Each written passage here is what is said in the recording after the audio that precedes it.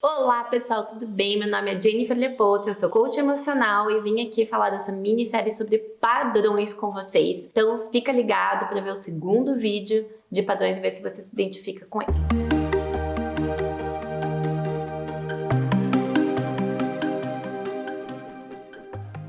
Então, pessoal, hoje a gente vai falar de um estudo de caso e eu vou falar por cima quais eram as características dessa pessoa. Então, um homem relativamente bem-sucedido, com 30 anos, no emprego legal, então já tinha uma segurança financeira. Se você ainda não viu os vídeos de Maslow para entender em que padrão que essa questão de segurança financeira, clica em algum lugar aqui para assistir esses vídeos. E se você ainda não viu o primeiro vídeo dessa série, também vai aparecer algum lugar aqui para você assistir. Então, esse homem que é bem-sucedido, já tem uma carreira legal, um emprego legal, 30 anos, veio fazer coaching emocional comigo por uma questão de procrastinação e onde ele identificou que ele procrastinava nas principais tarefas dentro do trabalho e várias coisas que levariam ele para um novo patamar por uma questão de insegurança, falta de confiança nele mesmo total. E ele não conseguia identificar o porquê que ele tinha essa falta de segurança tão grande. E aí, para que a gente entenda da onde veio isso, a gente precisa entender como que esse indivíduo funciona o diálogo interno dele, né? Como que ele fala com ele mesmo. Então, lembra lá do vídeo passado que a gente acabou de dizer para vocês assistirem, onde tinha a bola da criança, do adulto e do pai? Para isso a gente precisa entender qual é a comunicação interna dessa pessoa. Bom, a gente pesquisou um pouquinho como que funcionava e eu vou dar o contexto da infância dessa pessoa. Pense então num homem, num menino, né, no caso, que teve os pais divorciados, quando ele ainda era bem pequeno. Nessa questão de divorciar, a mãe, então, o pai acabou se tornando um pouco ausente dentro da realidade desse menino e a mãe se tornou a imagem forte desse menino. Foi ela que ficou com os filhos, foi ela que lutou, que fez tudo acontecer. E pra gente entender o quanto essa mãe interferiu na vida desse garotinho, a gente precisa entender como que os pais dessa mãe conviviam e que tipos de pensamentos, de valores esses avós passaram para essa mulher e o que essa mulher absorveu desses avós. Lembre-se que esse menino aqui conviveu muito com esses avós também. Então, dentro desse casal dos avós, o avô, ele era um cara muito bondoso, desde sempre. Mas esse cara muito bondoso acabou levando algumas rasteiras da vida. Independente dele ser bondoso ou não, ele acabou levando algumas rasteiras da família, dos tios. E a mãe, a esposa desse marido, ficou muito frustrada, porque obviamente, ela queria uma vida confortável, como todos nós, né? Procuramos isso. E acabou tendo dificuldades nessa questão de uma vida confortável. Ah, porque ela é má? Claro que não, porque todo mundo quer isso, né, gente? Ninguém é mal porque decide ser mal.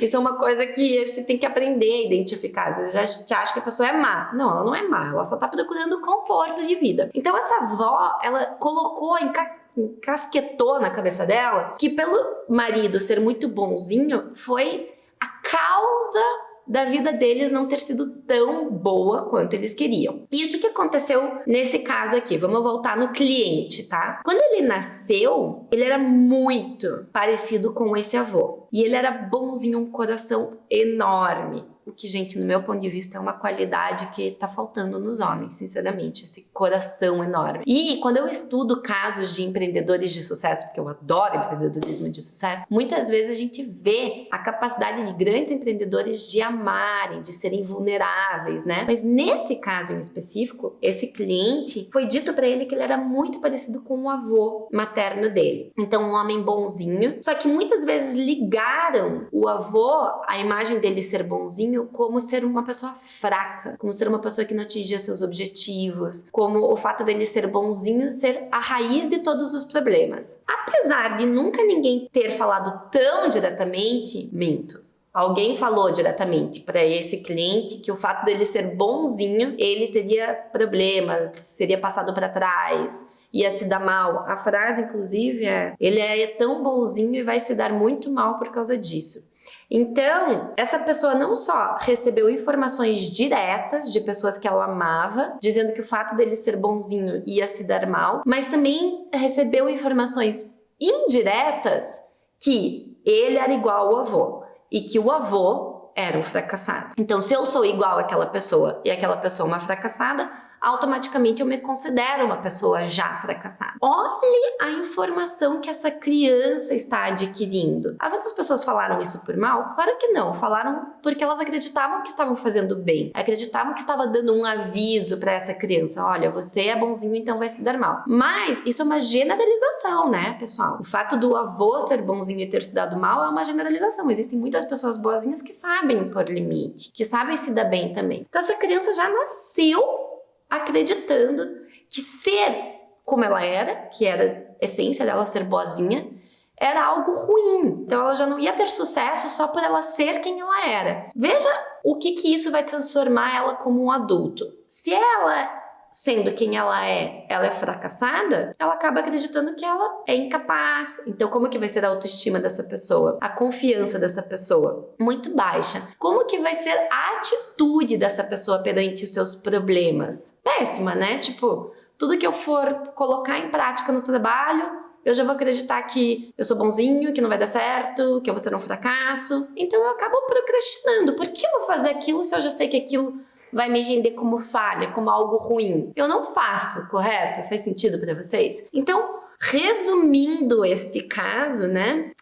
A gente vê a complexidade, a dualidade dessa criança em ser bonzinho. Quando eu peguei esse cliente no começo, inclusive, ele queria muito me demonstrar para mim, como coach, e para a sociedade, o quanto ele era forte. Por quê? Inconscientemente ele sentiu tanta vergonha de ser aquele menino bonzinho que ele ficava tentando demonstrar para as pessoas do trabalho, para mim como coach. Então essa criança, esse moço, quando ele veio para mim, ele demonstrava muito que ele era forte. Ele ficava tentando demonstrar muito para mim, no trabalho, que ele era forte. Por quê? A mãe dele fortificou tanto, ficou tão amargurada de ver os pais brigando pelo pai, pelo avô ser um cara bonzinho e fraco, que ela começou a supervalorizar pessoas fortes, que nem ela conseguia exatamente ser, mas ela começou a supervalorizar isso. Pessoas fortes se dão bem, pessoas que não são boazinhas se dão bem. Então esse menino começou a demonstrar isso tanto no meio externo dele, quanto a gente começou inclusive a trabalhar o relacionamento dele com a mãe dele, porque ele só queria demonstrar para a mãe dele o quanto ele era forte. Então ele estava omitindo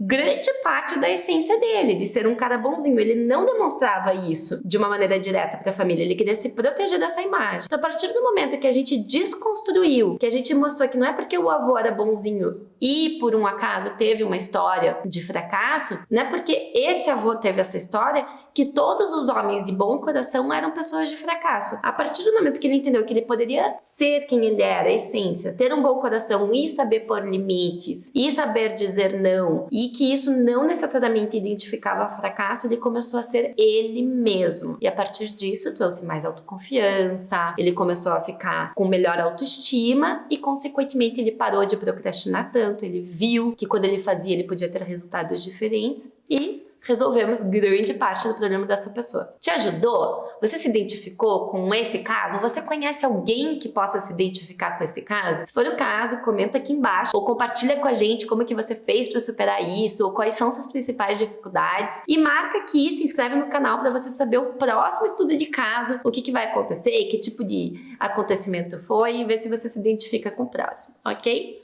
Grande beijo e até a próxima!